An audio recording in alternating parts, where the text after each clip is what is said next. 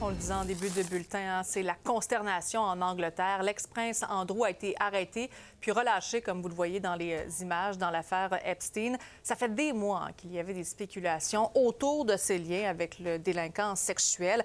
Il a même été dépouillé, on se souviendra de ses titres en octobre. Ça crée vraiment beaucoup de remous. It's so sad that it has taken this long for the women to be believed. I think it's disappointing for the royal family. I think they have quite a lot to worry about with the issues themselves other than Andrew. On fait le point maintenant avec Marie Billon, correspondante à Londres pour la radio RTL. Bonsoir, merci beaucoup d'être avec nous. Bonsoir. Alors, simplement nous parler peut-être des circonstances. Donc, l'ex-prince Andrew a été arrêté pour manquement dans l'exercice de ses fonctions, c'est ça? Oui, c'est exactement ça. En fait, la police jusque-là hésitait à ouvrir une enquête, mais donc elle a décidé ce matin d'ouvrir clairement une enquête et d'arrêter donc le prince Andrew pour pouvoir l'entendre au commissariat pendant la journée. Et ce qui lui reprochait, en fait, c'est d'avoir diffusé des informations confidentielles alors qu'il était envoyé spécial commercial pour la couronne, mais représentant aussi le gouvernement britannique. Il l'a été de 2001 à 2011. Et certains documents qu'il recevait en tant qu'envoyé spécial, qui étaient donc confidentiels à lui, eh bien, très rapidement, la dernière publication des dossiers Epstein l'ont montré, il envoyait ses mails à Jeffrey Epstein. Donc c'est comme ça que Jeffrey Epstein a pu avoir accès, par exemple, à son itinéraire alors qu'il faisait un voyage d'affaires officiel en Asie du Sud-Est, ou alors que Jeffrey Epstein a pu être au courant qu'il y avait, par exemple, de l'uranium à acheter en Afghanistan. Donc des délits d'initiés finalement qui sont reprochés à Andrew. Il y a 2 propriétés aussi qui ont été perquisitionnées par la police britannique. Est-ce qu'on sait davantage, qu'est-ce qu'on tentait d'y trouver? Alors, c'est des papiers, c'est des traces e-mail que les policiers essayent de trouver.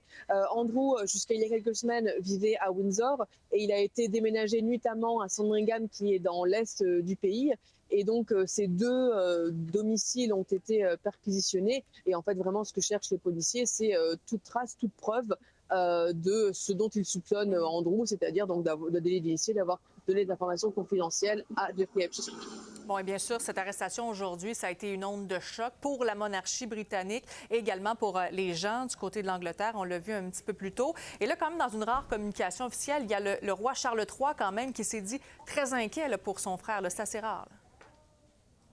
Alors, le roi Charles III a dit qu'il était très inquiet des développements concernant Andrew Mountbatten-Windsor. Le mot frère n'a pas été prononcé par le roi Charles III. En fait, ce communiqué a plus été pour dire la famille royale continue à faire son travail comme tous les jours. Et aujourd'hui, le roi Charles, par exemple, était à l'ouverture de la Fashion Week et la reine Camilla était à un concert.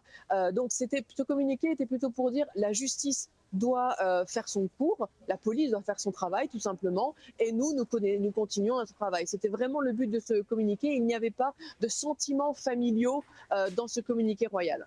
Ouais, donc, effectivement, il y a également la famille d'une des principales victimes quand même qui s'est dite soulagée. Dites-moi en quelques phrases, quelles sont les conséquences possibles pour M. Andrew avec cette arrestation aujourd'hui?